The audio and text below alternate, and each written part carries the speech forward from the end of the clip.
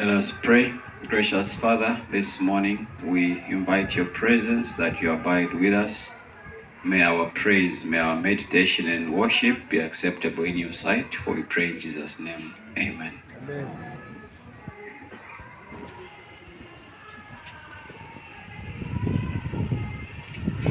Number 158. 158. Ukuvuna komhlaba. Ibandla lonke sambeni. Ukuvuna komhlaba kusondele. Inkosi ibisa banduni bayo. Kutene tuzama vela vutiwe avutiwe ali ndele seboya sundezu sugo chotizi nyanda sundezu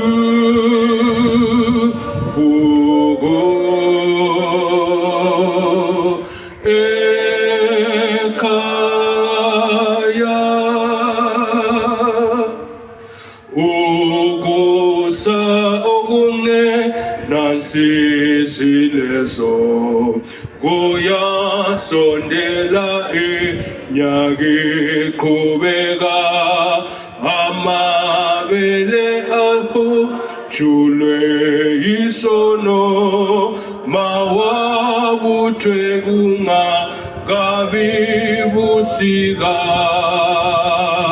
sondezu sugo chotizi nyanda sondezu sugo ekaya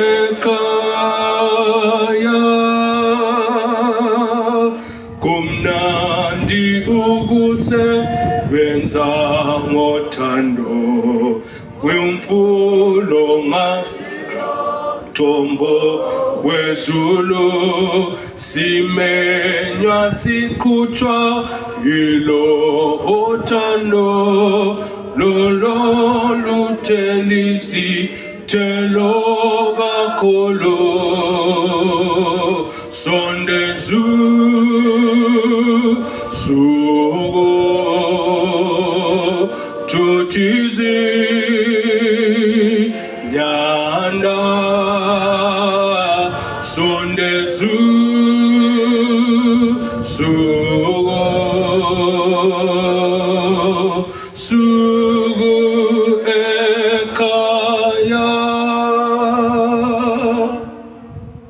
Ibandla liyacelwa liguqe nxa sikhulekayo.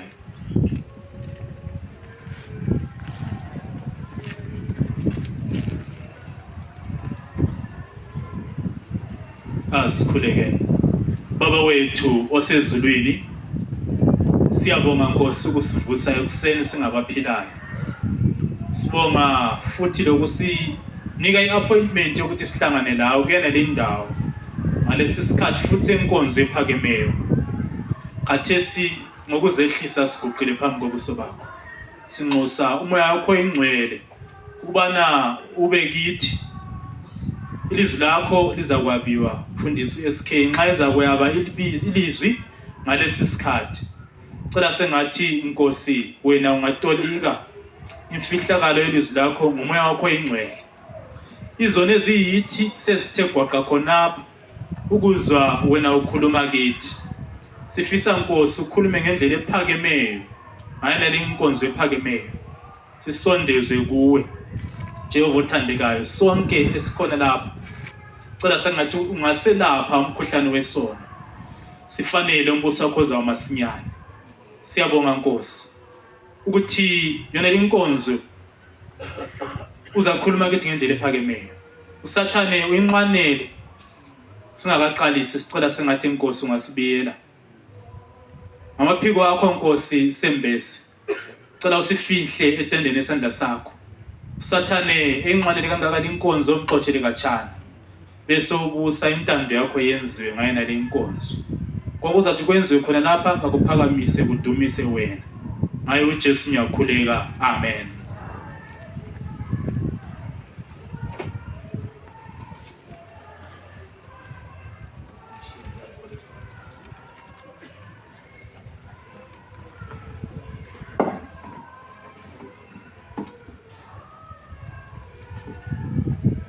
Sithanda ukulamukela njalo lonke kuyona inkonzo eqhakathekileyo, inkonzo ephakemeyo ngosuku lwakho luyingcwele.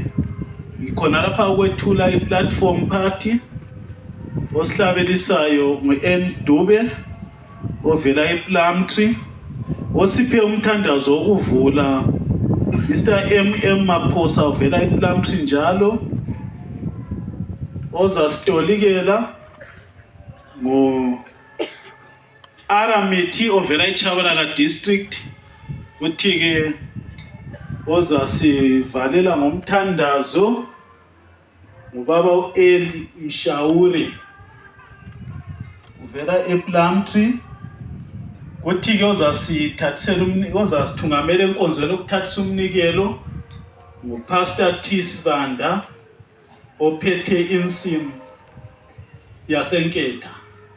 Khulumayo Pastor S Chuma ophethe insimu yeChabalala, ozaphinda uNkulunkulu amsebenzise ngosuku lwanamhlanje ukuthi akhulume labantu abakhe nguPastor S Kahango ovela eZambia Midlands West Conference. Sengathi uNkulunkulu angasenzela kahle, sizweni ke okulandelayo.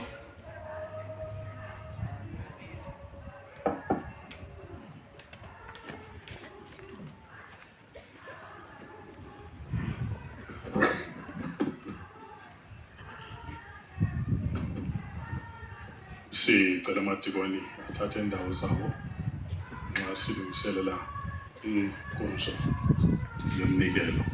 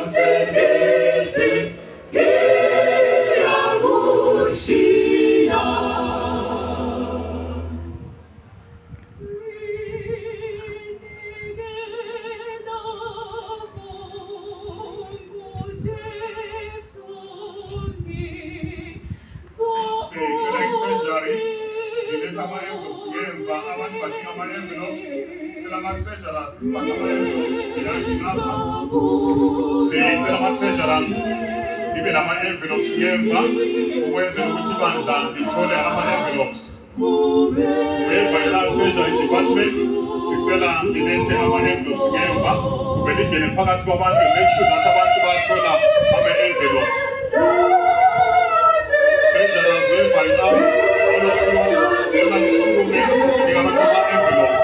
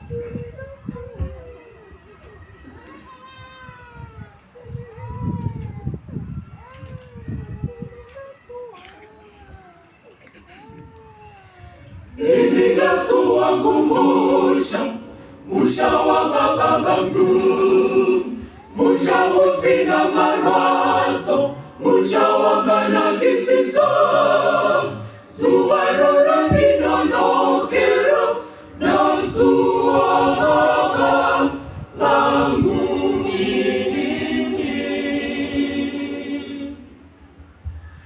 Nini Yesu wangu musha wa baba wangu, na shetani rino basi anu wazarane hasha, na metane kuchema ili na suwa baba bangu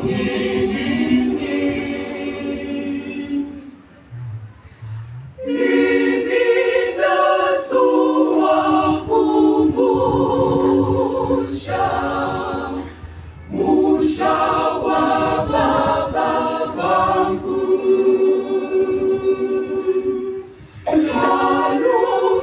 alumesema noko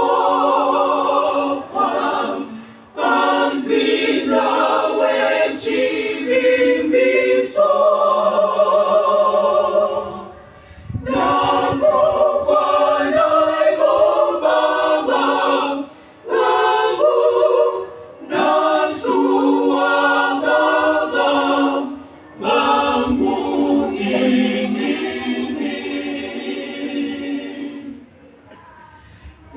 Yesu wakumbusha ili nakatirira kusangana nema notena kuti Jesu ndiwo baba nasuwa chiswa cha Jesu nasuwa baba bangu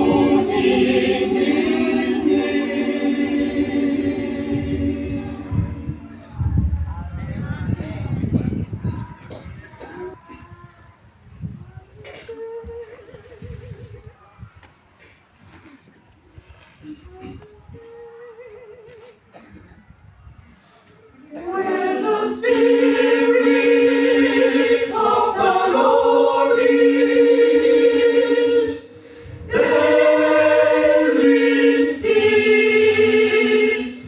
When the Spirit of the Lord is, there is life. There is comfort in the darkest hour. There is night and life. There is help and power in the Spirit of the Lord. There is comfort in the darkest hour. There is night and life. There is health and power in the Spirit of the Lord.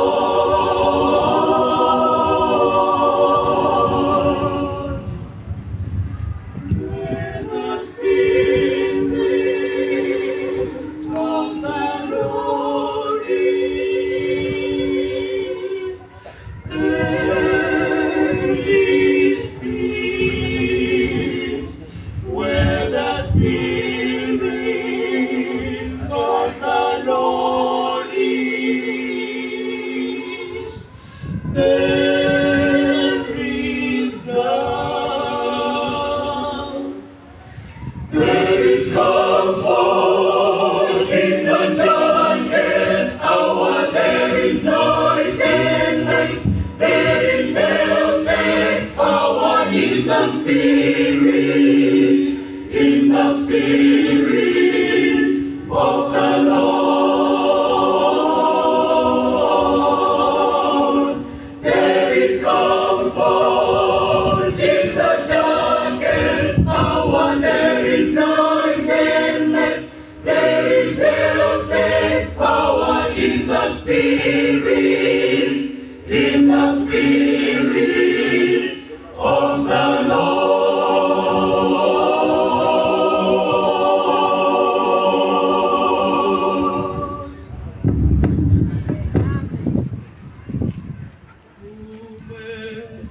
Chile kuche su esi po esi fe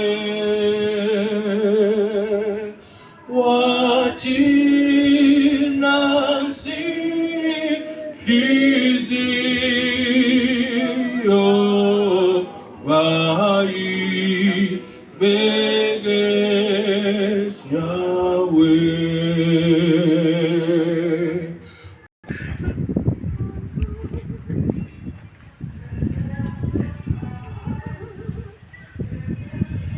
My heart can sing when I pause to remember and taking His purchased and being stone. Along a trail that's winding always upward, this troubled world is not my final home. But until then, my heart will go on singing. Until then, with joy I'll carry on.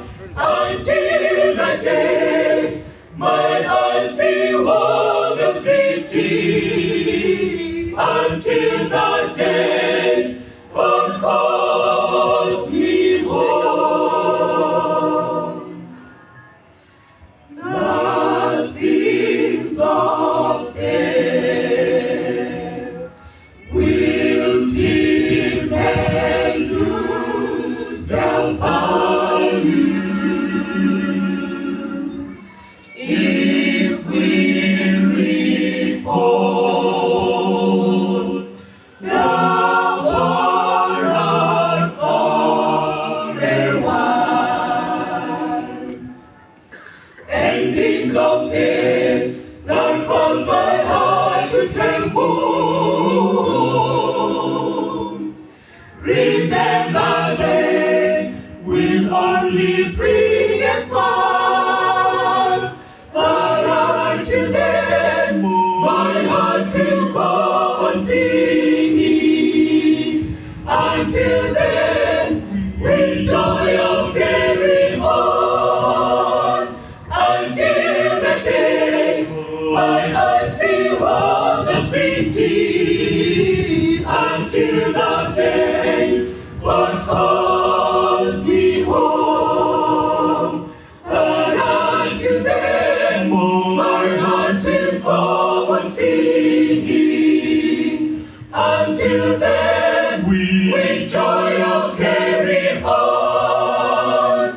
Until the day my eyes behold the city. Until the day God calls me home.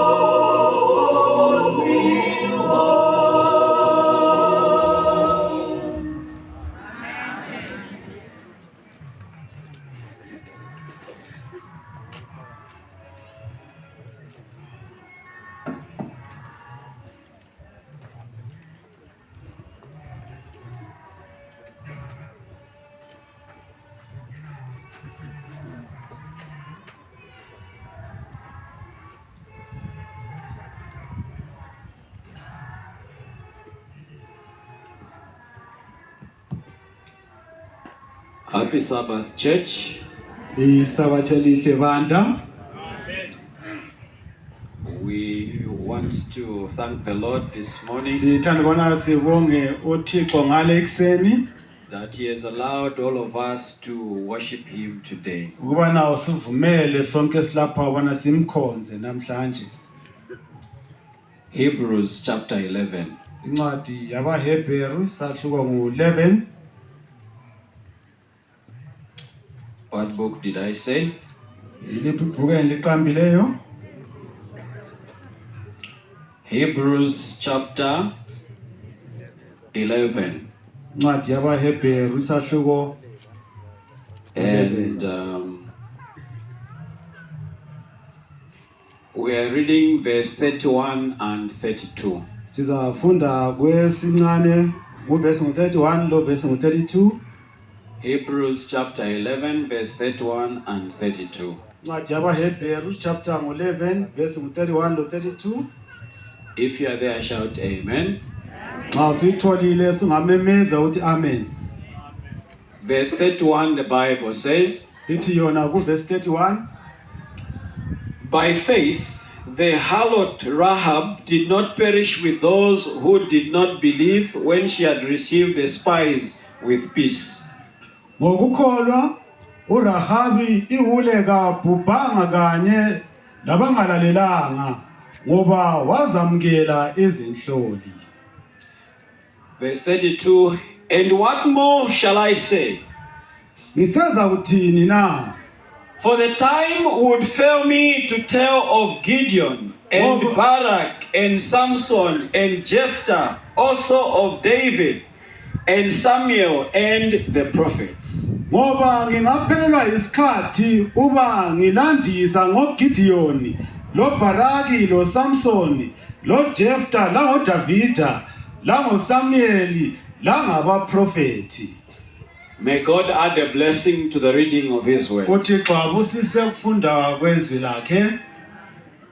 Our message this morning, Udaba esiluphetheyo namhlanje ekseni, the faith ukukholwa of the harlot. kwesifebe. Is that the correct translation?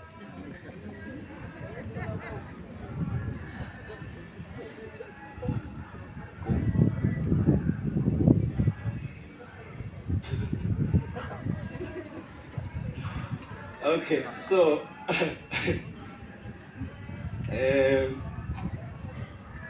funny enough, Okuhlekisayo if someone is saying something in Ndebele, okumalisayo kwani umuntu nxa ekhuluma isiNdebele I can understand. ngiyazwisisa. So I've heard that he has avoided the translation of the word harlot, Ngizwile ukuthi wenqabe which is ukulitsho. okay. Okay, the faith of a harlot. Ukukholwa kwesifebe.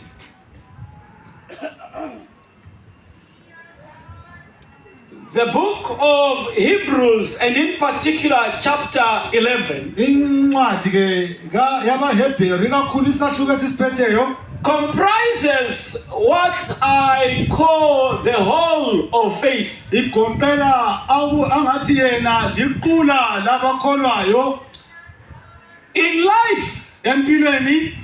all of us are gifted, Sonke sileziphiwo but oftentimes, kodwa isikhathi eziningi what differentiates our successes okusehlukanisayo is how we apply ourselves to our gifting. yindlela esisebenzisa ngayo lezo zipho.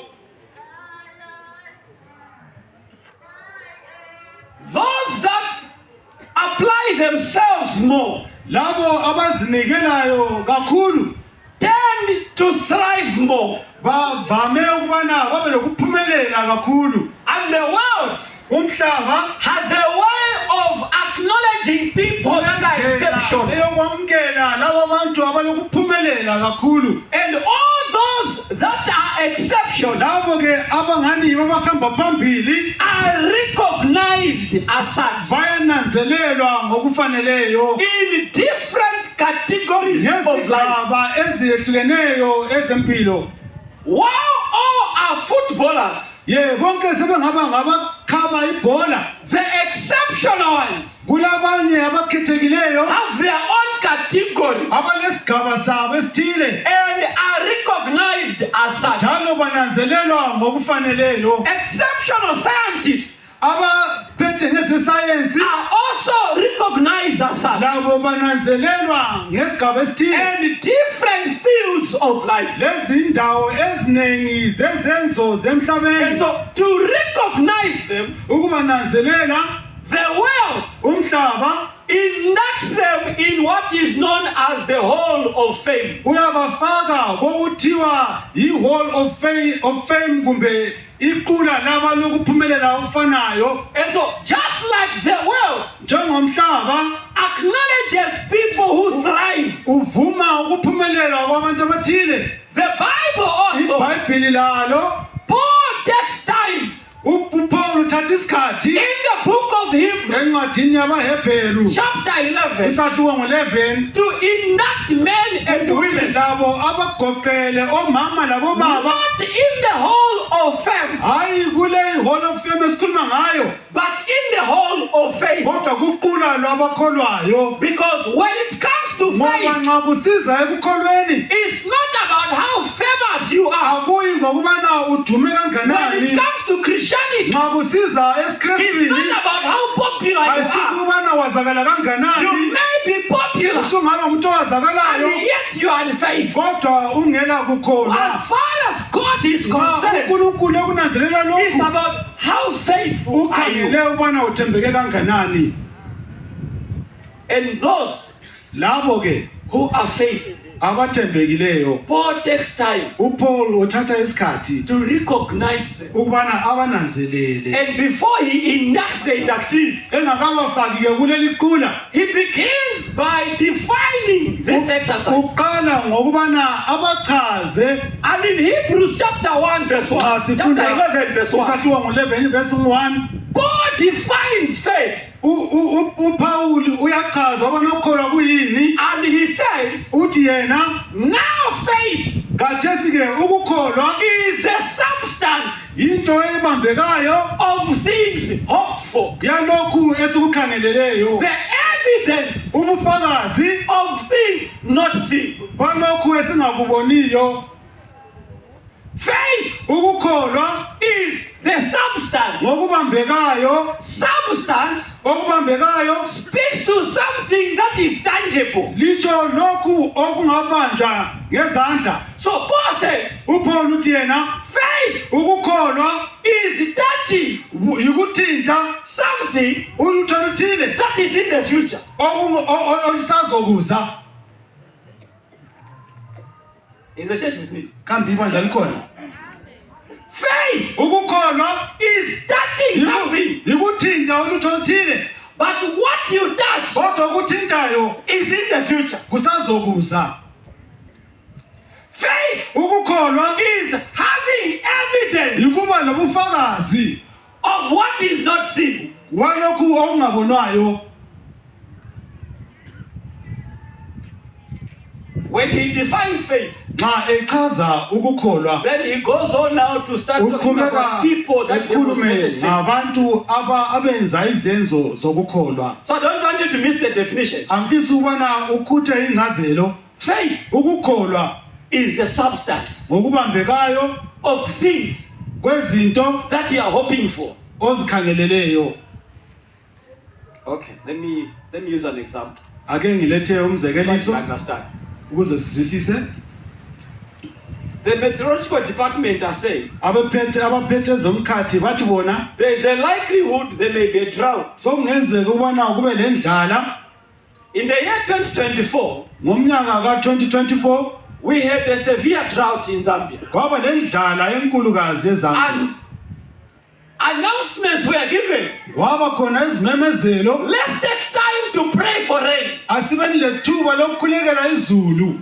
Why are you praying for rain? Kungani ukukhulekela izulu? So that God Ukwenza ukuthi uThixo can make it rain. sengenza kube lezulu. Now, Khathesi ke when you go to pray for rain, nxa usiyakhulekela izulu, someone who has faith omunye olokukholwa will go to pray for rain. sezahamba ekhulekela izulu. But as they go, Kodwa nxa besiya khona they carry an umbrella. bahamba bethwele okokubavikela ukubana benethwe. The one who has no faith Ongela kukholwa will go to pray for rain uzahamba ekhulekela izulu and they have no umbrella. engathwalanga okokubavikela ukubana benganethwa. Is the church with me? Likhona ibandla. So Paul says uPaul uthi yena faith ukukholwa is the substance ngokubambekayo of things hoped for. kwezinto ezikhangelelweyo The evidence ubufakazi of what is not seen. balokho okungabonwayo It will make sense very soon. So now, kuzacaca ke kathe Paul begins to induct uPaul yaqala kubahlanganisa by faith ngokukholwa Abel, uAbela by faith ngokukholwa Abraham, uAbraham by faith ngokukholwa Moses, uMoses by faith ngokukholwa Enoch, uEnoki by faith. ngokukholwa He goes on to list them. uyaqhubeka ebabalisa Interestingly, okuthathekisayo the whole of faith labo ke abokukholwa is male dominated. kwande kakhulu abesilisa It is full of men. kugcwele obaba But kodwa two women ngoba mama sneak through in the hall of faith. kunababili abangenayo kulelo qula And that is Sarah nguSara and Rahab. noRahabi So that men must know ukwenza ukuthi abanengi babekwazi that even women have faith. ukuthi labo mama balakho ukukholwa. Now, I don't have time to discuss all of them. Anginasikhathi ubana ngikhulume ngabo bonke. After Paul is done listing them Emva kobana uPaul esebalobile and phansi how they demonstrated their faith, lokubana benza kanjani imisebenzi yokukholwa kwabo, then now comes verse 31. kuza ke isahluko 11 verse And 31 Paul says, uthi yena uPaul by faith, ngokukholwa the harlot Rahab iwule uRahabi did not perish kabhubhanga with those who did not believe. kanye labangalalelanga. Now, I have a problem then. Ngilohlupho ke laphana, I have a problem. ngilohlupho And here's my problem. nanti uhlupho lwami. Paul uPaul says, uthi yena by faith, ngokukholwa Abraham. uAbraham, By faith, ngokukholwa Sarah. uSara, By faith, ngokukholwa Abel. uAbela. When it comes to Rahab, Kodwa nxa sokusiza he kuRahabi adds a detail. ufaka eminye njalo And he imininingwane says, athi yena by faith, ngokukholwa not Rahab. hayi uRahabi, But he says, kodwa uthi by faith, ngokukholwa the harlot Rahab. ihule uRahabi. Now, Khathesi the problem I have is this. uhlupho engilalo yilolu, How does faith kwenza kanjani bona ukukholwa and the harlotry lesihule describe the same person? kube ngokuchaza umuntu ofanayo? How can you say, Ungatsho kanjani by faith, ngokukholwa the thief? isela? It doesn't make sense. Akusisiseki Because ngoba how can a harlot ihule have faith? lingaba lokukholwa kanjani? How? Kanjani? And what kind of faith can a harlot have? Yikukholwa kunjani okungaba yikukholwa kwehule?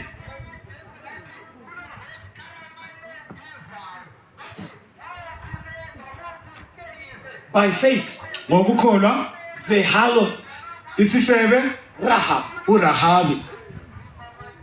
So why add the detail Kungani efaka ingcazelo that the harlot Rahab? ukubana isifebe uRahabi? The reason is simple. Isizathu sisobala, Paul says, uthi yena uPaul by faith, ngokukholwa the harlot. ihule. Why?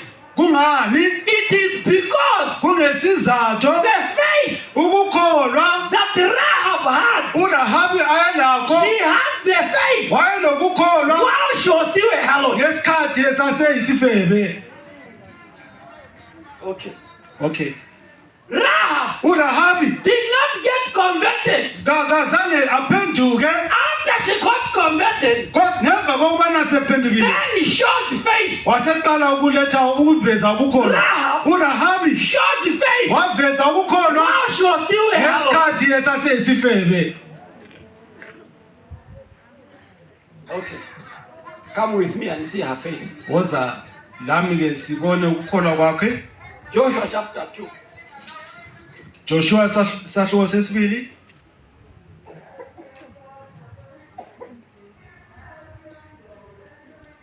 Okay, are we in the book of Joshua?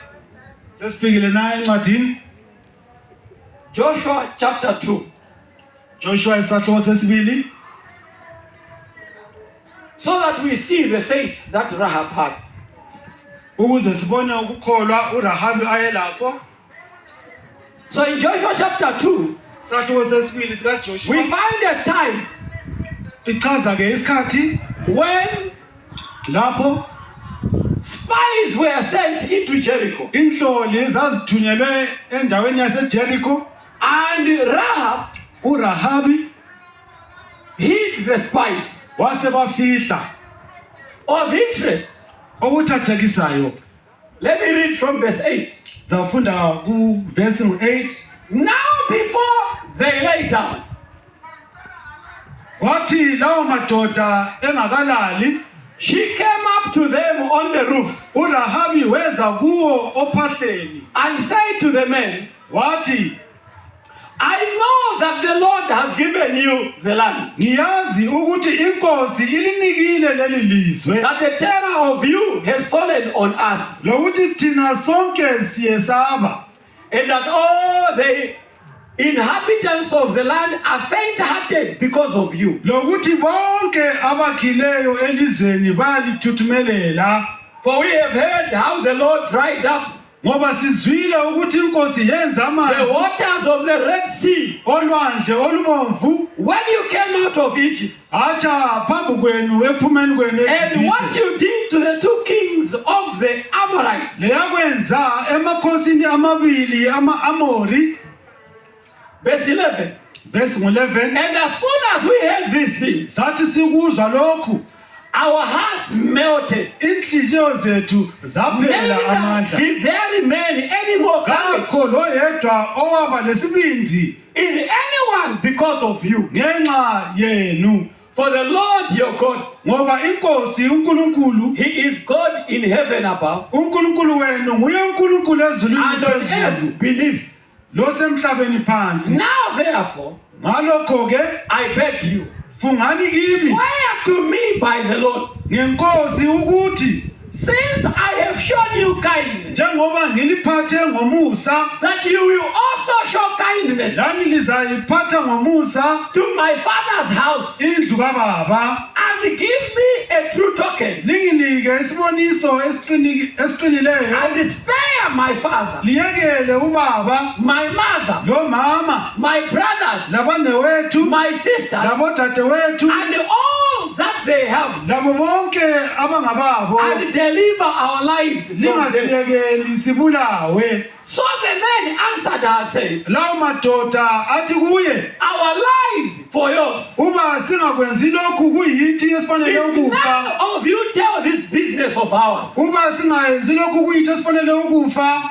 and it shall come to pass, Kayisuwe when the Lord has given us the land, ngaphandle kokuba ukuveze obala that we esikwenzayo will deal kindly with you. siza kuba lomusa kuwe. Verse 17. Ivesi So ngu-17. the men said to her, Amadoda lawo we will be blameless of this oath, asemtshela ukuba siza kukhuleka if when we come esifungweni owasifungisa sona using the same scarlet thread, uba ungakwenzi lokhu omtshela you khona lay it down through the window, watsho ubana uzafaka ilembu elizakuba ngelilengayo and ewindini unless you bring your father ngaphandle ukubana ulethe uyihlo and your mother, umama your brothers, umfowenu and all your father's household to your own house. lemuli yonke kayihlo. So now follow very close. Sondele eduze. The spies enter Jericho, Inhloli zingena eJericho. and when the spies enter Jericho, Xa sezingenile eJericho the Bible says lithi lona iBhayibhili the spies inhloli found themselves zafumana in the house of the harlot. zazifumana sendlini yesifebe. These are servants of God Lezi ke izisebenzi that zikaThixo God has sent on a mission. ezazithunywe nguThixo. And when they enter Jericho, Xa bengena eJericho they find themselves bazifumana in the endlini The yesifebe question is, umbuzo ukuthi how do they find themselves in the house kwenzakala of the njalo Lord? ukubana bengene endlini yewule. I wish I had time to explain. Ngifisa ubana ngabe lesikhathi The sokuchaza only thing I can make mention into nje engeke ngayiqamba is that when grace locates you, ukuthi nxa umusa ukufumana it will follow you. It doesn't matter where you are. uyakulandela ukhathalekile ukubana ungaphi.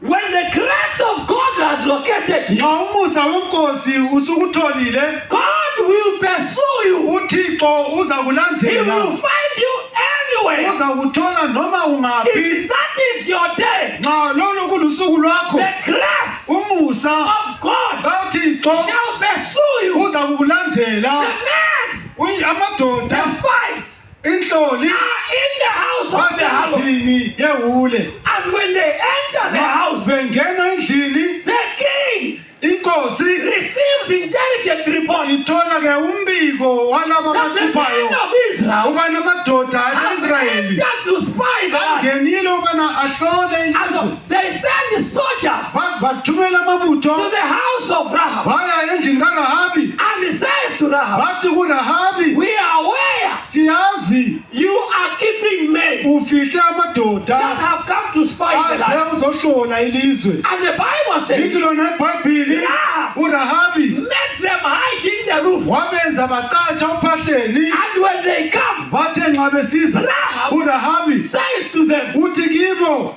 the men amadoda were here. bebekhona I lapha, agree. ngiyavuma. I don't know where they came from. Angazi ubani bavele ngaphi, But kodwa they have just left. sebesukile. Follow them. I'm Balandeleni, sure you will catch it. ngiyakholwa ubana So lizabafica. as the men are leaving, Nxa besuka Rahab uRahabi goes to the spies uya kulabo and she bazinhloli says this athi way. kubo, When she gets to the spies, nxa efika kuzinhloli Rahab says to the uthi spies yena uRahabi in verse 8. In verse 8, kuvesi ngo-8 she says, uthi yena I know ngiyazi that the Lord ukubana inkosi has given you the land. isiliphile leli lizwe. Now, talk back at me now. Asixoxeni la. Rahab says, uRahabi uthi I yena know ngiyazi that the Lord ukubana inkosi has given you the land. isiliphile Which ilizwe. land is she referring to? Yiliphi ilizwe ayelitsho lapha? Which land? Yiliphi ilizwe? Jericho, Jericho, where she lives. lapha ahlala khona. Follow very close now. So Rahab says, Uthi yena uRahabi I know ngiyazi that the Lord ukubana inkosi has given you the land. isiliphile ilizwe. Listen to what she says. Asilaleni bana uthini? And the terror of us Njalo ukwesaba kwethu is fallen because of you. sokukakhulu ngenxa yenu. And she continues and says, Uqhubeka esithi yena for we heard ngoba sizwile how the Lord ukubana inkosi kwenze njani, dried up the land, the waters of the Red Sea. yomise njani amanzi When you olwandle crossed, ngesikhathi lichapha and our hearts inhliziyo zethu melted, zancibilika, and we are filled with fear. sagcwala ukwesaba. Now, Kathesi what I have read doesn't make sense engikufundileyo lapha akuzwisiseki until you read verse 14. phandle ukubana ufunde lo verse ngu-14. So follow now. In verse 14, Landela ke uvesi the ngu-14. spies are responding to Rahab Inhloli ziyamphendula ke uRahabi and say to Rahab, zithi kuye, our lives impilo zethu for yours. ziza If none of you nxa kungela omunye wenu tell this business of ours, ozahamba ayekhuluma le indaba yethu. question, Umbuzo, between Rahab phakathi kukaRahabi and the spies, lezinhloli who worship God? ngubani owayekhonza uThixo? Huh? Between Rahab and the spies, Phakathi kukaRahabi who are lenhloli followers of Christ? Of ngobani God? ababelandela bekhonza uThixo? Rahab uRahabi and the spies, lezinhloli. who worship God? Ngubani okhonza uThixo? Are you sure it is Rahab? Leqiniso bona nguRahabi. The spies. Zinhloli. Where have the spies come from? Inhloli zivela ngaphi? These are Israelites Laba ke ngama-Israelites. that God took from Egypt Ayebathethe eEgypt and uNkulunkulu. is taking them to the promised land. Njalo ubasa ezweni The lesithembiso. promised land that God promised Izwe lesithembiso elalithenjisiwe was not bare land. kwakungasilo lizwe nje lingela lutho. Jericho iJeriko was part of the promised land. yayingxenye yelizwe lesithembiso. iJeriko Was part of Canaan. yayingxenye yeKhenani. So now they have crossed the Jordan. Khathesi ke sebechaphile They iJordani. are about to possess the land. Sebezalithola ke ilizwe. So as they go to spy, Nxa besiyahlola these are God's people. labo ke ngabantu bakaThixo. But people in Jericho Abantu are baseJeriko not worshippers of God. asibo abantu abakhonza uThixo. Rahab uRahabi is not a worshiper of God. kasuye wabantu abakhonza uThixo. uRahabi He is a harlot. ngomunye nje wesifebe. But Rahab said, Kodwa uRahabi uthi I know ngiyazi that the Lord ukubana uThixo has given you the land. useliphile ilizwe. And we heard Sizwile what happened okwenzakalayo when God nxa uThixo dried up the Red Sea for you. eze womisa amanzi esenzela lina. After we heard, Sithe nxa our sesizwile hearts melted. inhliziyo zethu zaphela amandla. Then Rahab utters these words. uRahabi abesesithila amazwi Surely ngempela the Lord your God inkosi uNkulunkulu wenu is God in heaven nguNkulunkulu ezulwini and on earth. lasemhlabeni. Now, these words are coming out of the mouth of the Nja harlot. amazwi aphuma emlonyeni wewule. She has never been to church. Kakaze wangena But the emkhonzeni. harlot is saying, Kodwa uthi yena your God uNkulunkulu wenu is God in heaven uNkulunkulu ezulwini and on earth. lalapha emhlabeni. This is a harlot. Lo ngoyisifebe.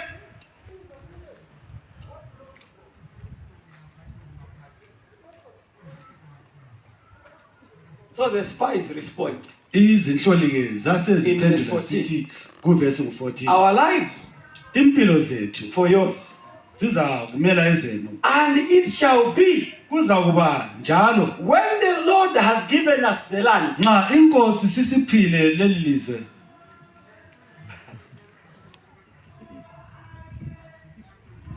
You haven't heard. Sikhona na. The harlot is saying, Isifebe sithi sona I know ngiyazi that the Lord ukubana inkosi has given you the land. siliphile ilizwe. The ones given the land Labo abaphuwe ilizwe are saying to the harlot, bathi kulesi sifebe it shall be kuza kuba when the Lord shall give us the land. kuzawuba njalo nxa siphiwa leli lizwe. The ones that are given, Labo abazaphiwa who worship God, abakhonza uThixo are saying, bathi bona it shall be kuzawuba njalo when the Lord nxa inkosi shall give us the land. izasipha The harlot says, isifebe sithi I know ngiyazi that the Lord ubani inkosi has given you. isiliphile. So here's the question. Nanku umbuzo Between the spies phakathi kwenhloli and the harlot, lesifebe who has faith? ngubani olokukholwa? What is faith? Kuyini ukukholwa? The substance Ngokubambekayo of things kwezinto hoped for. ezikhangelelweyo. So God says, Ngakho uThixo uthi the promised land is yours. izwe lesithembiso ngelakho. Are they already in the promised land? Sebefikile na ezweni lesithembiso? No, they are not. Abakafiki. But by faith, Kodwa the ngokukholwa promised land is there. izwe lesithembiso ngelabo. So the harlot says, Ngakho ke isifebe sithi sona I know ngiyazi I am still in Jericho. ngilokhu ngiseJeriko. But while I am here, Kodwa I ngisaselapha. know Ngiyazi you are mana not yet here. lina likafiki But lapha. I know Kodwa this ngiyazi land leli lizwe is not ours yours anymore. alisengelethu Because God, ngoba uNkulunkulu your God, uNkulunkulu has wenu given it to you. useliphile lina But the owners of the land, kodwa abanikazi belizwe for them, kibo the land is still in the future. ilizwe lobe lisazokuza. They have no faith. Abala kukholwa. Listen to me. Lalela ke kimi. Do you know Uyazi na that there are people ubana kulabantu who believe more in what God does in your life abakholwa kakhulu ngalokho uThixo kwenza empilweni yakho than you yourself? ukwedlula wena ngokwakho. You went to hospital. Wena uyile esibhedlela You were sick. ubugula You prayed. ukhulekile Your friends from church came to pray with you. abangani bakho beza abebandleni bakhuleka lawe You got healed wasila and walked out of the hospital. wahamba ke uphuma But esibhedlela your neighbor on the other bed kodwa umakhelwane wakho komunye umbheda believed more in the power of God ubekholwa kakhulu emandleni than you kaThixo who was healed. ukwedlula wena owelatshwayo.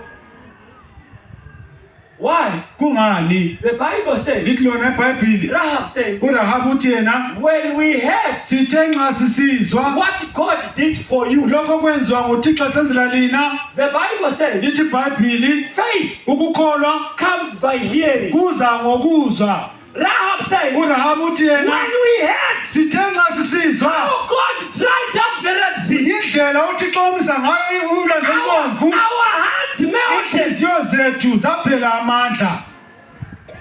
The people who walked on dry ground Abantu abahamba did emhlabathini not omileyo believe God. abazange bakholwa They uThixo. were still doubting Him. Abantu bethandabuza But the harlot kodwa who isifebe was not there, esasingekho lapho just by hearing ngokuzwa nje that God had ubona performed a uThixo miracle, wenze isimanga her heart melted. inhliziyo yakhe yaphela And she amandla began to believe waqala God. ukuba nakholwe kuNkulunkulu. So Rahab says, Ngakho ke uRahabu uthi yena I know ngiyazi that the Lord ukubana inkosi has given you this life. isiliphile leli lizwe. Therefore, Ngakho ke I have a plea. ngilesicelo Since I have spared your life, njengoba ngiphephise imiphefumulo when yenu you come, nxa lisiza spare my life. lani yenzani njalo Spare my life. phephisani impilo yami. And the harlot Isifebe says, sithi sona when you come, nxa lisiza don't just spare my life. lingaphephisi impilo yami kuphela Spare the life of my father kodwa leka baba and my mother, leka mama my brothers mfowethu and my sister. udadewethu. You know what the harlot is saying? Yazi ubana uthini lapha It is not enough akwenelanga for me to be saved alone. ubana mina ngisindiswe ngedwa. If I must be saved, Ma kumele I ngisindiswe must be saved with my family. kumele lemuli yami isindiswe. The harlot Isifebe has become an evangelist. sesiqala uba ngumvangeli.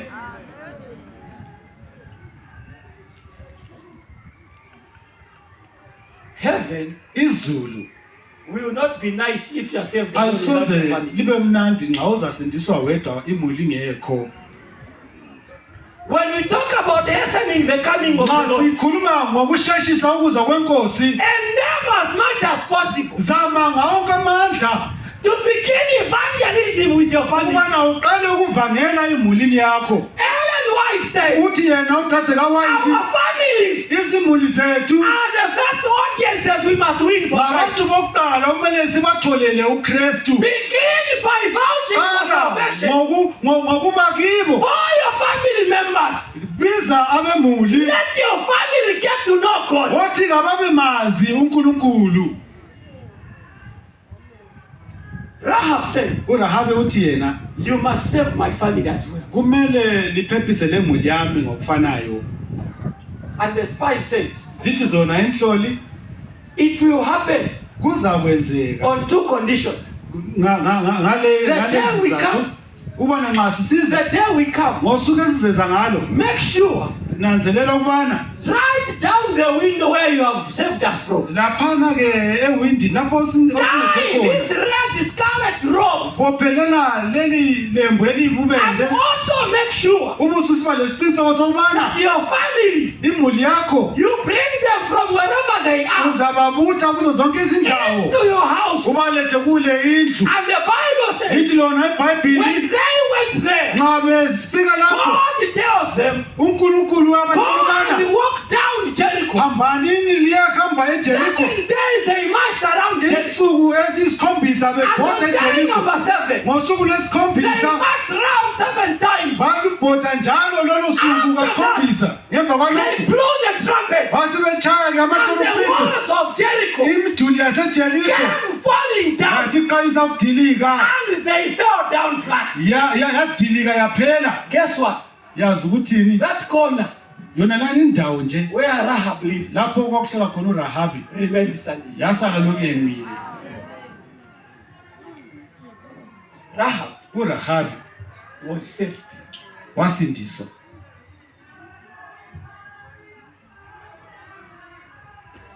Hallelujah. Haleluya. Have you seen the faith that the harlot had? Sulubonile na ukholo lesifebe.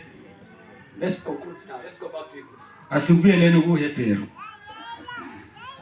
So now, listen to what Paul says there. Asilaleni bana uthini uPaul. By faith, Ngokukholwa the harlot Rahab isifebe uRahabi did not perish with those who did not believe. kazange abhubhe lalabo abangela kukholwa. When she had received the spies with peace. Ngesikhathi samukele inhloli ngokuthula. Verse 32. Verse 32. And what more shall I say? Ngiseza kuthini na? For the time would fail me Ngoba ngiphelelwa isikhathi to tell of Gideon uba ngilandisa ngoGideon and Barak lo Baraki and Samson lo Samsoni and Jephthah, lo Jephthah also of David, la ngoDavida Samuel, la ngoSamuel and the prophet. la ngabaprofeti. Ha. Ha. Aha. Paul says, Uthi yena uPaul by faith, ngokukholwa Abraham. uAbraham, By faith, ngokukholwa Enoch. uEnoch, By faith, ngokukholwa Sarah. uSara, By faith, ngokukholwa Moses. uMoses, by faith, ngokukholwa the harlot Rahab. isifebe uRahabi. After he described the faith of Rahab, Emva kobana sechaze ukholo lwaRahabi, Paul says, uPaul uthi yena I don't have time angisela sikhathi to talk about these others. ubana ngikhulume ngalabo abanye. Well, I don't have time. Angisela sikhathi. Now, I have a problem. We solve that, then we are done. Ngilohlupho ngalokho. What are you saying, Paul? Uthini kanti Paul? Look at the people. He says, I don't have time. Akukhangele abantu athi kala sikhathi ngokukhuma ngabo. He says, Uthi yena I have no time angila sikhathi to talk about David. ubana ngikhulume ngoDavida. I have no time Angila sikhathi to talk about Samson. ubana ngikhulume ngoSamson. I have no time Angila sikhathi to talk about Samuel ubana ngikhulume ngoSamuel and the prophets. labaprofeti. But you have time to talk about the harlot. Kodwa lesikhathi sokukhuluma ngesifebe.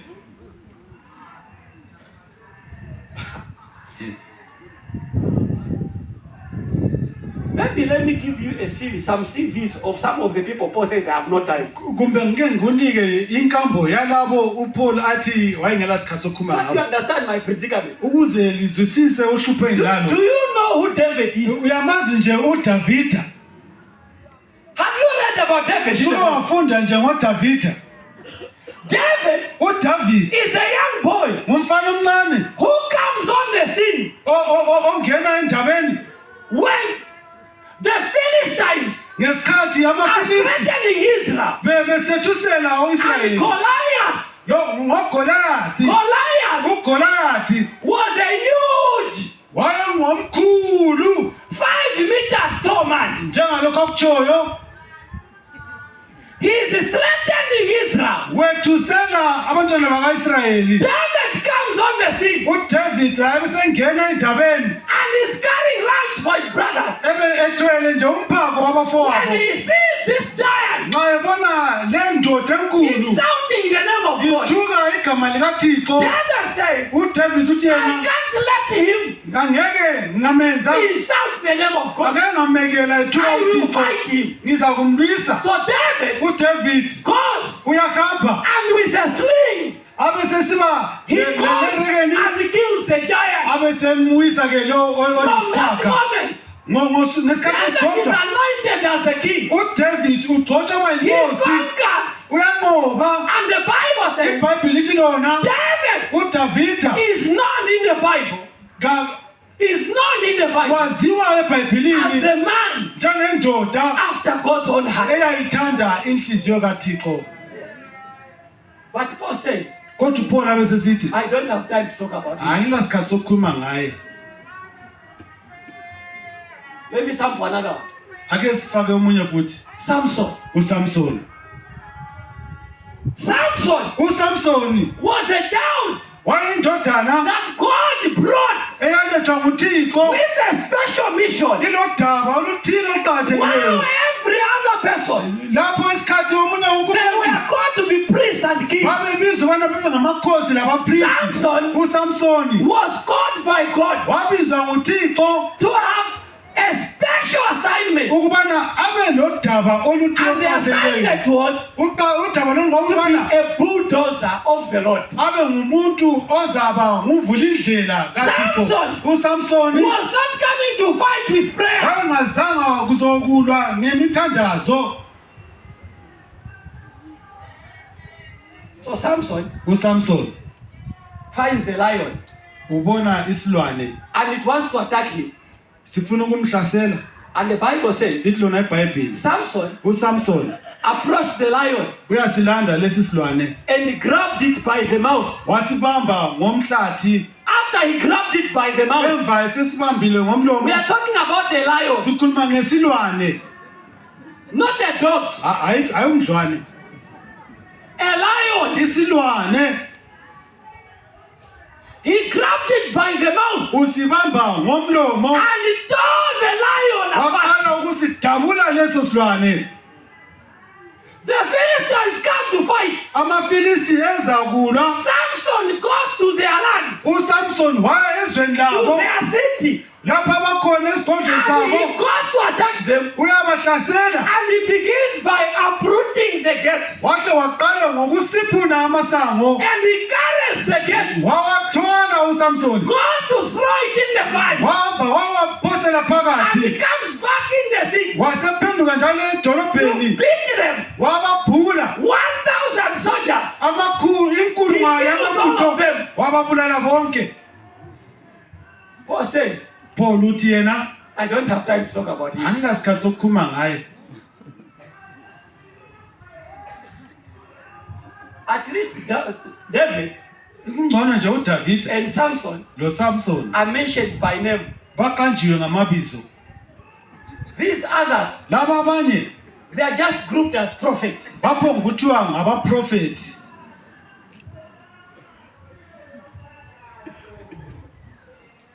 So let me sample a few from there. Ngeke ngithatha abanye nje lapha. Have you heard of Daniel? Liyamazi uDaniel. Huh? Liyamazi uDaniel. Have you read about Daniel? Sengike lafunda ngoDaniel. Daniel uDaniel in chapter 6 kusahluko sesithupha is threatened uyethuselwa by the king. inkosi. If I find you praying, Nxa ngingakuthola you ukhuleka are going in the lion's den. uza kuphoselwa emlindini When wezilwane. he's threatened, Nxa that's esethuswa when Daniel opens the window kulapho uDaniel aqala khona ukuvula and he amafasitela prays to his God. akhuleke kuThixo wakhe. They grab him, Bambamba throw him in the lion's den. baphosela emlindini olezilwane. Because of faith, Ukukholwa kwakhe all the lions zonke izilwane became vegetarians. zaqala ke zazihlalela nje naye. Paul says, uPaul uthi yena I don't have time to talk about him. anginasikhathi sokukhuluma ngaye. Another example, Omunye umzekeliso Elijah. uElijah. Elijah is a prophet Ngumprofeti that God has called. owabizwa nguThixo, A very unique man. indoda engajayelekanga. Elijah U-Elijah is a man indoda who calls for fire from heaven. owayebiza umlilo ovela ezulwini. Okay, let me make you understand. Othi ngikwenze kube lula. When you have enemies, Nxa ulezitha you pray that God should deal with them. uyakhule ukubona uThixo For abasebenzele. him, you simply say, Kuye wayesithi may kuphela fire come down and consume him. umlilo mawehle ukuqothule. Is the church with me? Ibandla At likhona. one point, Kwesinye isikhathi Ahab is performing. uAhab Elijah u-Elijah enters into the palace uyangena esigodlweni and he tells the king, abesetshela inkosi because of what you are doing, ngenxa yalokho okwenzayo I assure you, nginesiqiniseko in this land, kuleli lizwe it shall not rain akusoze kune izulu unless I say so. ngize mina ngitsho. I don't know, Pastor Chuma, if you can have that courage Angazi mfundisi Chuma nxa ngaba lesibindi esinjalo to go and tell the president, ukuyatshela it umongameli will not rain in ukuthi Zimbabwe akusani izulu eZimbabwe unless I say so. ngize mina ngitsho bana This liye is a man. le indoda And guess what? yazi ubana After he said that, ngemva kokubana setsho it lokhu did not rain akuzange kwana izulu until Elijah said so. kwaze kwafika ithuba labana yena atsho. But Paul said, Kodwa uPaul uthi yena I don't have time to talk about him. angenasikhathi sokukhuluma ngaye. Last example, Umzekeliso wokugcina Elisha. u-Elisha. When Elijah was ministering, Nxa u-Elijah wayechumayela he finds Elisha uthola u-Elisha and he calls him. abesembiza.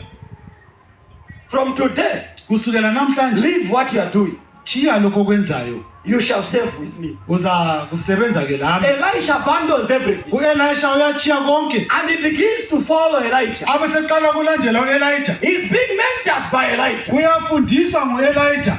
And Elijah tells him, U-Elijah abesemtshela I think ngibone ngani I am not here to stay. angisena sikhathi eside lapha I am heaven bound. sengihamba. Elisha says to Elijah, U-Elisha besesithi ku-Elijah I am asking for one thing. ngicela nje into eyodwa. I want a double portion of your spirit. Ngicela ke okuphinde kwabili komoya wakho. Elijah says to him, U-Elijah athi kuye it will be granted to you uza kuphiwa ke lokhu on one condition. nxa kungenzeka lokhu. The day I am taken, Ngosuku enza kuthathwa ngalo you must be present to witness. kumele ube khona ukubone lokhu. Now imagine you are Elisha. Akuzithathe ke wena Elijah u-Elisha doesn't know when he is going. kakwazi ubana uzahamba nini, He doesn't know where. kakwazi ubana ngaphi, But you want a double portion. kodwa ufuna kube ngokuphinde So kabili. what do you do Uza kwenza njani when he goes to the bathroom? nxa esiyageza? Do you remain behind? No, what if he's taken while he's bathing? Nxa kungenzeka phela thathwe nxa egeza, When he goes to the market, you follow. nxa esiya emakethi uyalandela. So Elisha, Ngakho ke u-Elisha after following Elijah, waqala ukulandela u-Elisha. wherever Elijah was Lapho going, u-Elijah esiya khona, by chance the Bible says, iBhayibheli lithi lona that there ngosuku God came to get Elijah. lapho uNkulunkulu eze uzathatha u-Elijah, Elisha was present. u-Elisha wayekhona. And as he was going, Wathi nxa ethathwa Elijah u-Elijah threw his cloth at him. wajika ibhashi And lakhe, Elisha u-Elisha received a wayithola, double portion of the Spirit. wathola ukuphindiweyo kwamandla. Now the Bible says, Lithi lona iBhayibheli when Elijah was ministering, nxa u-Elijah wayechumayela, u-Elijah performed 7 miracles. wenza izimanga eziyisikhombisa. How many miracles? Zingaki? 7. If Elisha Nxa u-Elisha has a double portion enokuphindwe kwabili of the Spirit that was in Elijah, okomoya owaku-Elijah, how many miracles should he perform? zingaki izibonakaliso kumele azenze? How many? Zingaki? 14. So Elisha Ngakho ngo-Elisha began ministering waqala ukushumayela, and he was performing miracles. wayesenza lezimanga.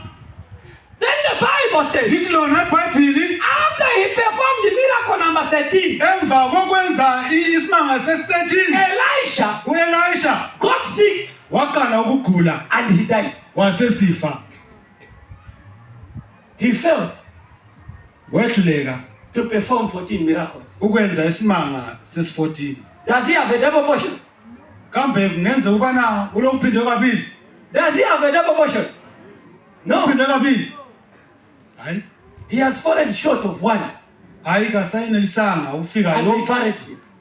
kodwa After years had passed, kwathi sokudlula iminyaka the Bible says lithi lona iBhayibheli a certain man died in the community. enye indoda yafa esigabeni khonapha On the day of burial, ngosuku lobana ingcwatshwe the pallbearers ababethwele are ibhokisi taking the body for burial. besiyabeka isidumbu Then enemies come kweza izitha to come and attack them. ubana sizobahlasela When the pallbearers saw, nxa abathwele isidumbu they bebona said to themselves, bathi basitshela what ukubana we are carrying esikuthweleyo is a dead body. ngumzimba nje If we ofileyo continue to go and bury proper, singaqhubeka sisiyamngcwaba the enemies shall come isitha sizakuza and they shall kill us, bazabulala thina and we shall join the dead bathi body. sesesiba ngabafileyo It's better we run for our life. ngcono ke sibaleke sisuze impilo yethu They dropped the body basebewisela isidumbu and began to run for their life. baqala ukubaleka ngempilo zabo Fortunately, the kwasokusenzakala Bible says, iBhayibheli ithi where yona they dropped the dead lapho body, abaphosela khona isidumbu that ditch, khona phana egodini that ditch egodini lelo was the grave of Elijah. kwakulingcwaba lika-elisha And the Bible says, iBhayibheli ithi lona when the dead body nxa isidumbu fell down, siwela it phansi landed on the bones of Elijah. sawela emathanjeni They ka-elisha landed on the bones of nxa Elijah. sifika emathanjeni The ka-elisha dead body umzimba came ofileyo back to life. wavuka Elisha u-elisha has performed usenze the 14th miracle isimanga sesi-14 through his bones in the grave. ngamathambo akhe asengcwabeni Newsflash. indaba Paul says, uPaul uthi yena I have no time to talk about Elisha. anginasikhathi sokukhuluma nge-elisha But he has time to talk about the harlot. kodwa unesikhathi sokukhuluma ngesifebe So, Paul, uPaul if you can't have time to talk about all these men, ungela sikhathi sokukhuluma ngala but you madoda have time to talk about the kodwa harlot, unesikhathi sokukhuluma what ngesifebe was so special about the harlot? kuyini okuqakathekile ngesifebe The answer is simple. impendulo isobala There is nothing strange akulanto emangalisayo with a man of God ngendoda kaThixo doing godly things. isenza izinto zakoNkulunkulu What is strange okumangalisayo about Elijah ngo-Elijah performing a miracle? esenza isimanga It's obvious. yinto nje esobala He's a servant of God.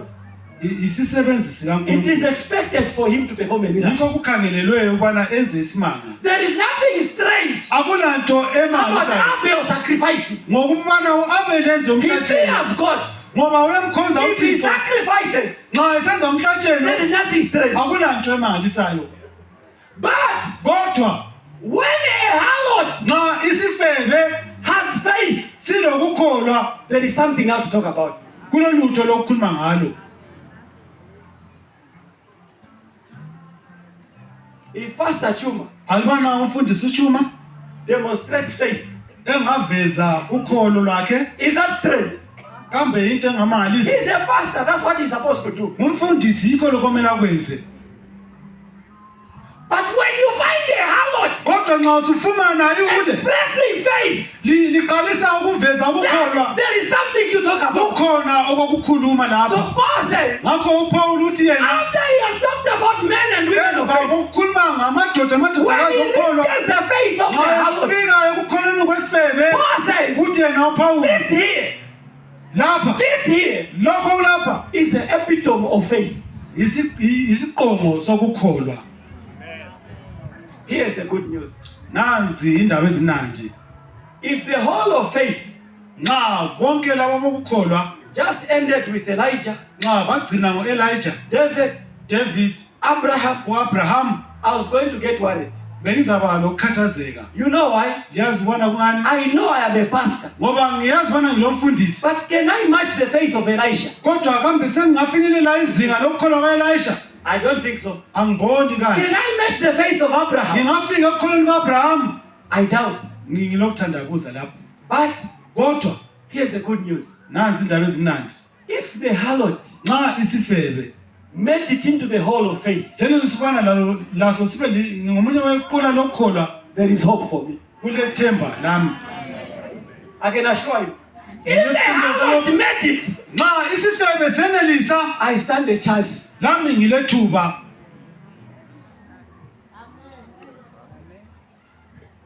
And this is the message I have for you today. Nantu udaba engilalo kuwe namhlanje. There will be moments in your life Kuza kuba lezikhathi empilweni yakho when you will feel you are not worthy. lapho uzabona ngathi kawufanelanga. I am here to tell you, Ngilapho ukwazisa ubani a harlot isifebe made it. senelisa. And if she did, Nxa senelisa, there is no way you can't. akula ngezinye indlela lapho lehluleka lawe khona. There is no way you can't. Ngeke wehluleke lawe. It doesn't matter what you would have done. Awukhathalekile ubana wenzeni. The harlot made it. Nxa isifebe Not senelisa, only did she make it, hayi kubana the wawenelisa kuphela. harlot Kodwa isifebe found herself sazithola in the genealogy of Jesus. sesisendweni likaJesu. It is through the harlot Nxa isifebe that Jesus Christ was born. sasingekho uJesu Kristu laye engasebe If the khona. harlot made it, Alibana isifebe senelisile, all of us here, sonke lapha there is hope. kulethemba.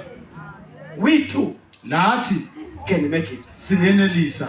Hallelujah. Haleluya. When we talk about the hastening of the coming Nxa of Christ, sikhuluma ngokusheshisa kokuza kaKristu, sometimes you may overwhelm kwesinye yourself isikhathi and you usungaphelelwa, feel you are not worthy. ubone sengathi wena kawufanelanga. All that God is asking, uNkulunkulu akufunayo kuphela believe.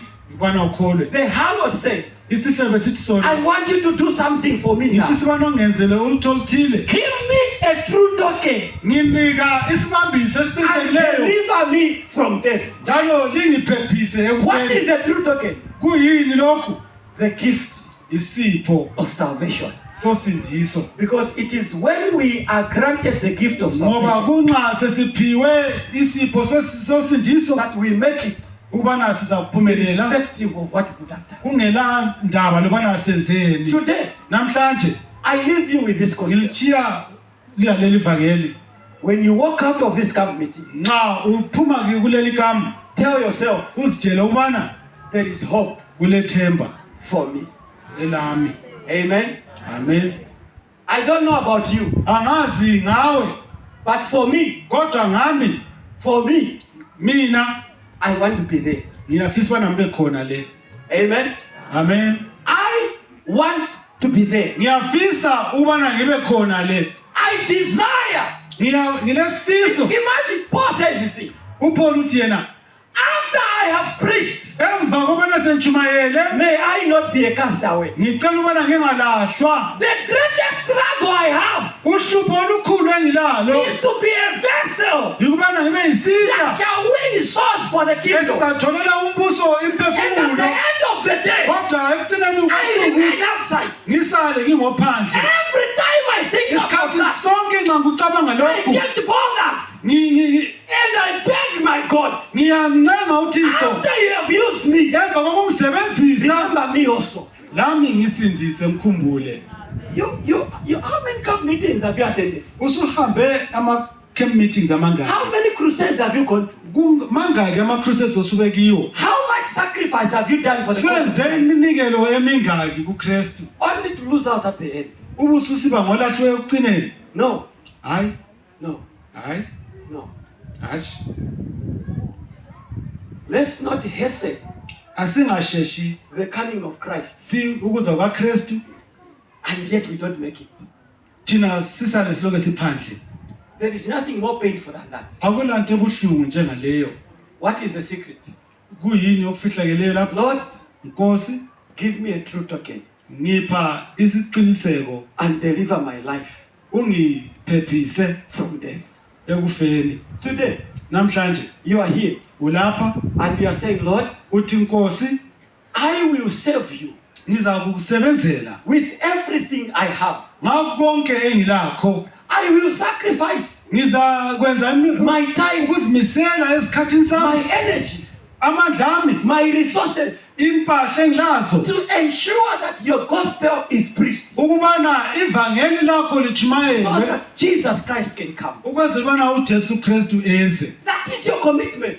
Nxa uzinikela kulokhu I will go to any length ngizakuhamba umgaba noma ngonganani for the sake of Christ. ngisenzela uKristu. And as you do so, Nxa usenza you kanje are saying, Lord, uthi Nkosi after I have served you, nxa sengithe ngakusebenzela please remember me so that I make it also. ngicela ungikhumbule nami. That is your commitment today. Nxa kuyilokhu I will ozimisela invite you to stand wherever you are. ngiyakunxusa ubana ume lapha ukhona. Lord, Nkosi I will sacrifice ngizakwenza umnikelo for your cause. ngisenzela I injongo will zakho. allow myself to be spent for mission. Ngizavuma ukubana uyisebenzisele uthumo But kodwa I want to make it. nami ngifisa ukuba khona. I want to be there. Ngifisa ubana ngibe khona. Mina Want to be there. ngifisa ukuba khona.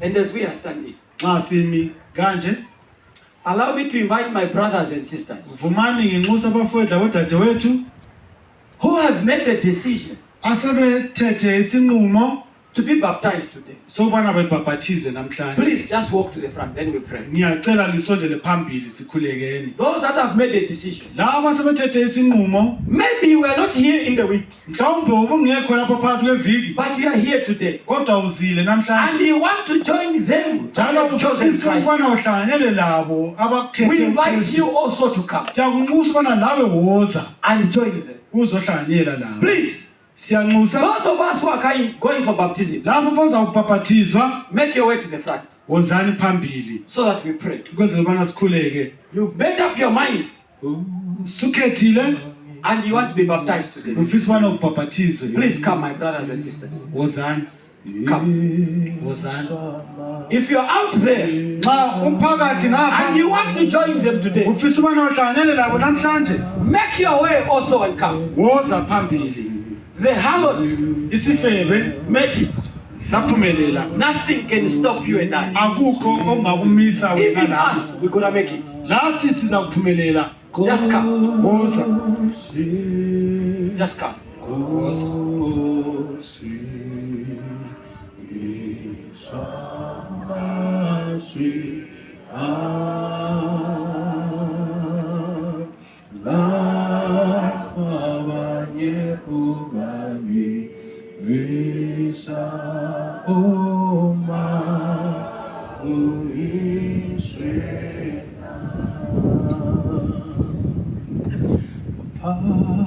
Is there anyone else coming? Please make your way. Engaba khona omunye qhubeka usiza phambili.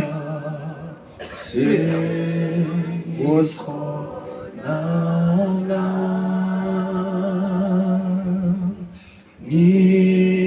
Pastor Chuma, come and pray for people. Pastor Simon, come.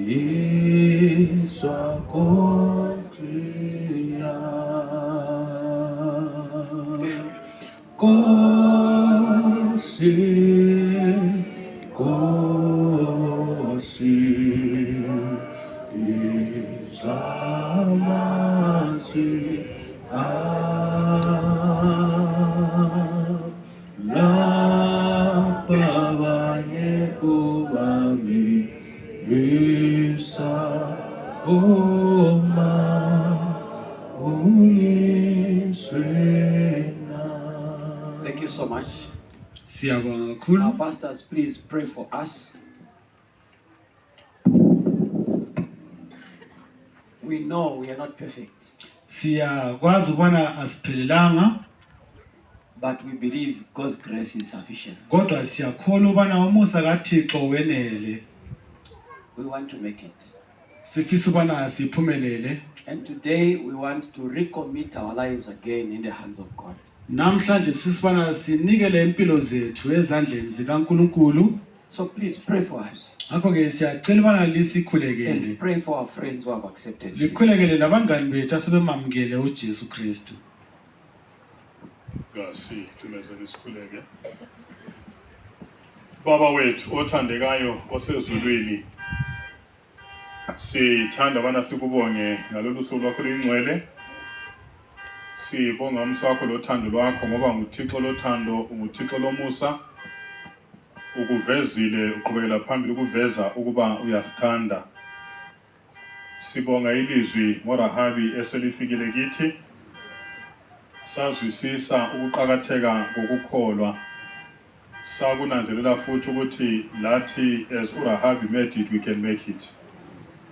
Thixo wethu othandekayo, esikwaziyo ukuthi thina njengabantu abakho baba labomama labantu abatsha labantwana, akula phakathi kwethu olamandla okwenza kwenzakale eyedwa.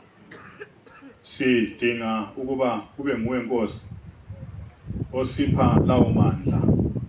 Sibonga igazi likaJesu elachithekwa esiphambanweni, lichithekela omunye lomunye, lisichithekela sonke ukuba ngayo impilo kaJesu samkele ukuphila kunaphakade. Siyabonga Thixo othandekayo ngoJesu owafa esiphambanweni, okungaye sisindisiwe, okungaye sizakuba khona embusweni. Sithi udumo lobukhosi mabuye ngakuwe. Siphathiseke Thixo othandekayo nxa siqhubekela phambili sikuncenga, nxa siqhubekela phambili siphila, sifundise ukuphila impilo ezenza abanye abantu babheke esiphambanweni. Impilo Thixo othandekayo ezenza abanye bananzelele ukuba uJesu uyeza masinyane, ezenza umhlaba unanzelele ukuba isikhathi esiphelile sokumele uJesu eze. Sinikela abaza kubhaphathizwa esandleni sakho. Kuyintokozo kithi njengabantu abakho ukubona abantu abakho bekukhetha njengenkosi lomsindisi, ukubona abantu abakho bezinikela beloyisa kubhaphathizwa, okusymbolize ukuthi badela umhlaba kunye lenkanikazi zawo zonke ezimbi, bazisondeza ngakuwe. Sibanikela ngamunye ngamunye wabo esandleni sakho. Sicela sengazathi ungabaphathisa, sicela sengazathi ungabapha amandla okubana baphile babizwe ngokuba ngamadodana lamadodakazi akho. Thixo wethu othandekayo, abanye babo bancane sicela bakhulise physically, khulise socially, ubakhulise ekukholweni kudunyiswa igama lakho. Bakhona abadala phakathi kwabo, qhubekela phambili baphathisa, bathungamela, baphe ukuzwisisa, ubaphe ukholwa. Thungamela ibandla lakho, leli libandla lakho Thixo othandekayo owazitholela lona wena ngokufa esiphambanweni. Ngaleso sizathu siphathise usithungamele ngalo igama likaJesu siyakhuleka. Amen. Baba ingcwele osezulwini siyabonga. Imessage le efike kithi ngalesi sikhathi sisahamba sisaphila, sisenelisa lokwenza izinqumo engazathi ungaqhubeka usebenza empilweni zethu. Isimilo sikaJesu sivele ebandleni lakho masinyane, usithathe siye ekhaya. Thanda ukunikela izisebenzi zakho bezijumayela phakathi wethu, ngitsho nakuyona lenkonzo engathi nxa usuzisebenzisile ekugcineni zingeke zibe disqualified embusweni wakho, kodwa nxa igazi likaJesu la umusa wakho zibe qualified ukungena embusweni wakho. Ibandla lakho limi ngezinyawo, ufuziselo ukuphakamisela inhliziyo ngakuwe ukuthi dala umahluko kwezethu impilo, bese siphiwa amandla esingela uhamba ngeyakho intando. Ngenxa izihlupho leziphepho zawonala umhlaba sizibona sisiwa nsuku zonke, sicela baba usivuse, sikhangele phambili ngoba impi kayikapheli lokhu itshisa, kodwa siyabonga ukhomando ngoJesu usinqobele. Nxa sihamba ngemva kwakhe lathi singabanqobi. Nampa abantu abakho abazinikeleyo ukuthi bafisa ukufulathela umhlaba lezinto zawo, bese bebhaphathizwa namhlanje benzele kahle. USathane uzakuza ezondile lolako olumangalisayo, engafuni ukuthi uqhelise wakho umbuso kodwa efuna wakhe umbuso usaluqinile. Siyakhuleka sibacelela umuso omangalisayo. Lathi sonke baba senzele umuso esingelawo, okuliqiniso esikwesabayo, kodwa kumele sikukhulume sikwaziyo ukuthi it is very certain ukuthi next year kulabanye abakhona apha ababengekho, uzavuma ukuthi balale okwalesi sikhathi. Nxa kuza kuba njalo baba, asisabi lutho, sizalala wesikhathi esifitshane ekuzeni kwakho kwesibili bese sivuka lapho siyabe silele khona sikuhlangabeza. Nxa imbali kaplanet Earth ifike emaphethelweni isiloso sethu esikhulu baba ukuthi amabizo ethu siwasabile bizo encwadini yokuphila ngoJesu oyinkosi lo msindisi siyakhuleka. Amen.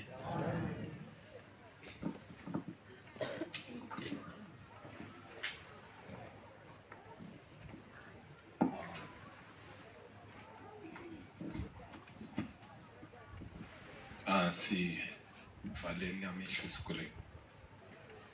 Mwari Baba, toda kutendai panguva dzino dzemangwanani, toda kutendai nesabata renyu, mazvita henyu nerungano rwaRahabhi vatanga tichinzwa kutenda ukuru kwaiwanikwa pamunaita mabasa akaipa.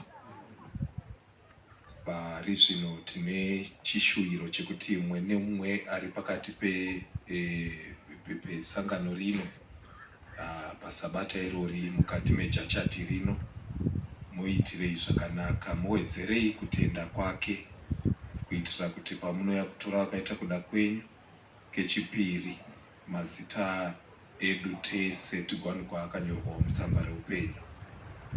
Musatendera wakaipa kuti agotora shoko rakaita seirori rinotiratidza kuti even tine patinombodonha tine chance chekudzokera kwamuri kuburikidza nekutenda. Mazvita henyu panguva dzino chitiitirai zvakanaka. Ivai naPastor all the way from Zambia vauya neshoko rama muchiziva kuti muzuva ranhasi musi wa10 muchawanikwa muchitiitira zvakanaka, muchawanikwazve muchitipa rungano rwakatinakira zvakadai. Chititenderai kuti pakuparadzana kwatakuita panguva dzino tiparadzane mukuparadzana isu vanhu asi tisaparadzane nemi. Mutiitire zvakanaka patichanogashirawo kudya kwenyama, mugodzoka nesu tichigokushumirai kuburikidza nenziyo. Itsika yedu kuti kana tauya mujachati musi wesabata zvikomborero zvedu zvine zvakatimirira mukati mejachati. Musatendera kuti tigobva mukati mejachati rino zvikomborero zvedu zvigowanikwa zvichabvutwa newakaipa. Mazvita henyu nekusingaperi tonamata muzita ramambo Jesu. Amen. Awetu osezulwini sesisile izwi lakho umanati dali wetu sise jalo sikutumise.